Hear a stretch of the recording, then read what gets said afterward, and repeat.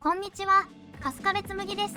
この動画は南北ベトナムの和平交渉の様子と当時の南ベトナムを映した貴重な動画です。中の人がアメリカの国立公文書館で発見した動画に日本語字幕と解説を加えています。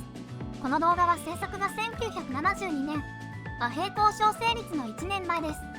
全く前に進まない和平交渉、ニクソン大統領の指示のもと、キッシンジャー氏の粘り強い秘密会談、南ベトナムのプロパガンダ映像が生々しく映っています。ぜひ最後までご覧になってください。では本編スタートです。 In Paris, on Avenue Kléber, in a former Gestapo headquarters, politicians have been talking for 4 years about ending a war.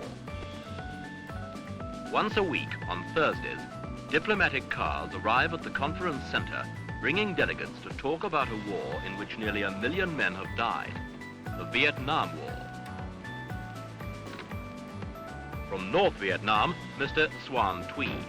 He arrived in May 1968 when the talks opened.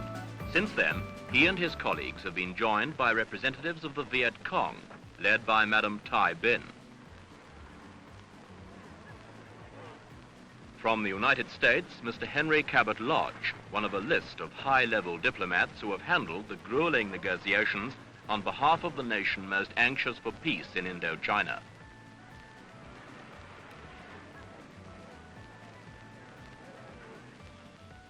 And inside the conference chamber, already at the table, Mr. Pham Dang Lam from South Vietnam. In over 150 such meetings, what have they achieved? This week, ECHO re-examines the prospects for peace in Vietnam.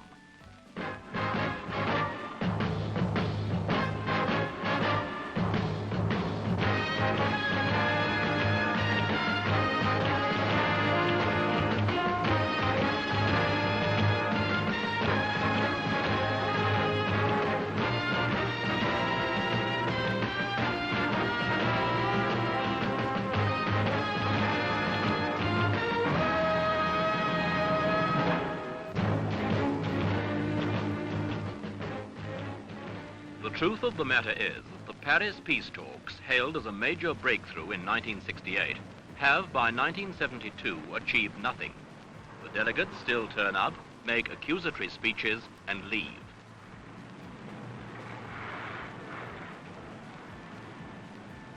But it's a game of which even the international press has grown weary. Talks, which began in farce with arguments about the shape of the conference table, have degenerated into sterile tragedy. Week in, week out, the delegates play their parts, but it's all become nothing more than a puppet show without an audience, and there's nothing to comment on anymore. Everything that could be said in public has been said, and in the meantime, the war goes on and the casualty lists mount, for the reality of Vietnam is 10,000 miles from this place.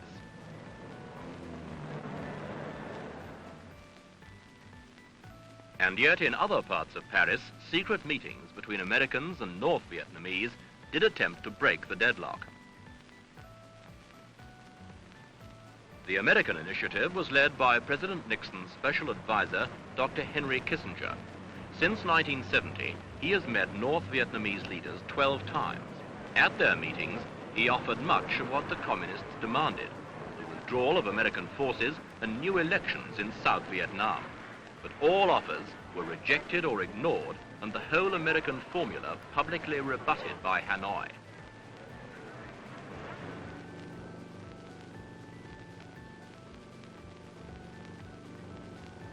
This is South Vietnam.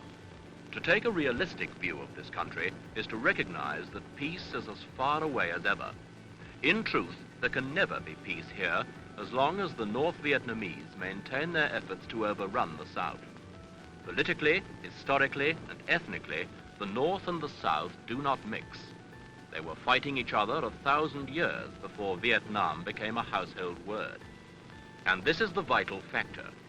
Only an inbred antipathy to the North could possibly have sustained the South during the past decade.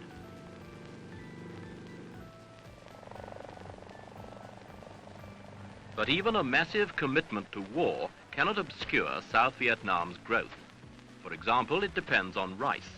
During the worst of the war, production slumped, but has been revitalized, so that this country now grows 6 million tons annually, enough to feed its people without imports.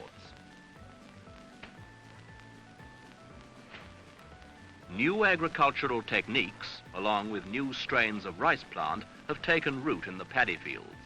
The acreage under irrigation will double in the next 4 years. Additionally, 250,000 peasants have been given their own land in a program of agrarian reform. Equally important, there is in South Vietnam a willingness to unify. Villagers, aided by the military, are building bridges to link with other villages, where once they remained isolated and suspicious and easy prey to Viet Cong guerrillas. The result is closer contact with the capital, Saigon.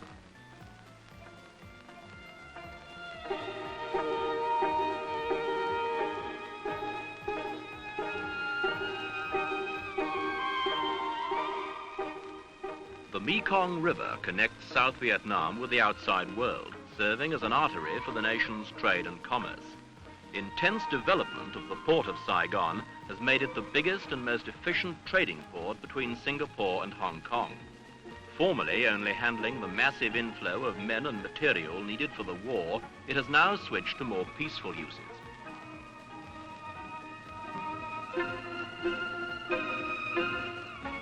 More than 8 million tons of cargo are handled annually in Saigon, a port of call for nearly 6,000 ships every year.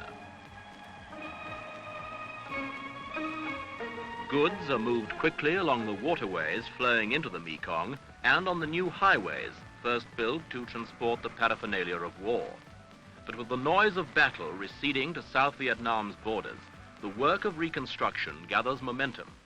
Schools and hospitals have doubled in number during the past 5 years. Then there were no medical centers in the villages. Now there are over 400.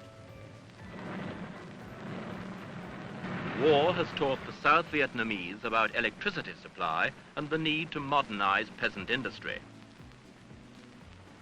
And it has taught them a lot of other things too.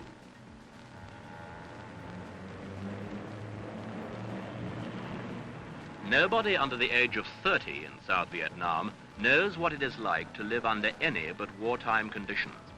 Nobody has ever asked them what they want. If they were asked, their answer would probably be nothing more ambitious than to be left alone in peace.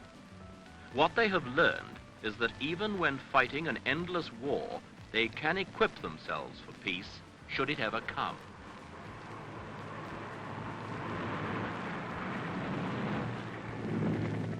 But will it ever come? The answer lies in the tortured thinking of the men in Hanoi and Peking.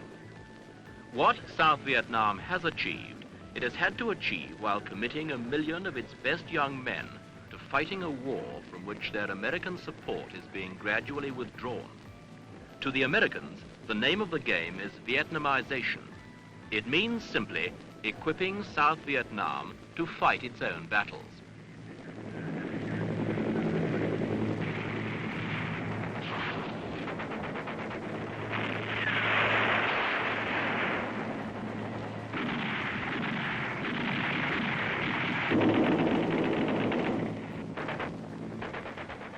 With American air support, South Vietnamese troops are still engaged in the endless, weary, bloody business of war. The North Vietnamese and the Viet Cong are still there, and they will not go away until or unless politicians tell them to do so. And all efforts at peace having founded on the intractability of the communist side, there would seem to be little hope of peace. For this is a war that nobody can win.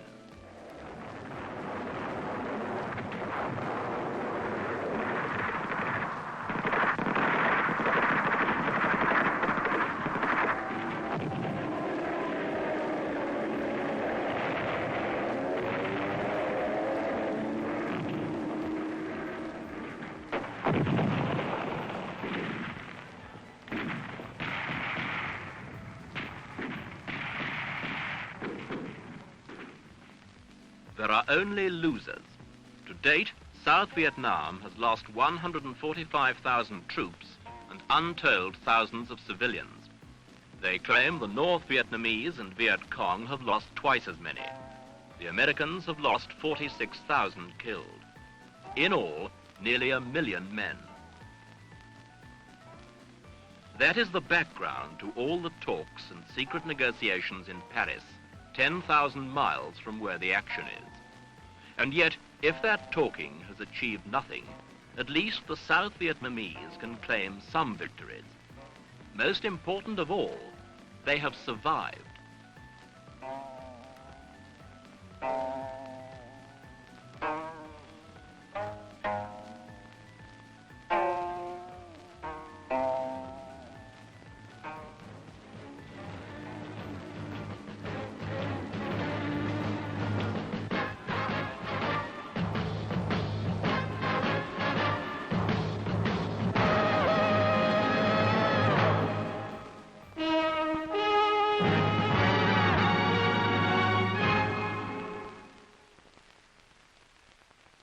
以上で本編は終了です。後半は完全にアメリカによる南ベトナムのプロパガンダです。南ベトナムが順調であること、国として自立を促す強いメッセージが込められていますが、この映像が制作された3年後に南ベトナムがなくなることを知っている現代の私たちには何とも言えない気持ちになります。以上、面白かったらいいね、高評価ボタン、チャンネル登録をお願いします。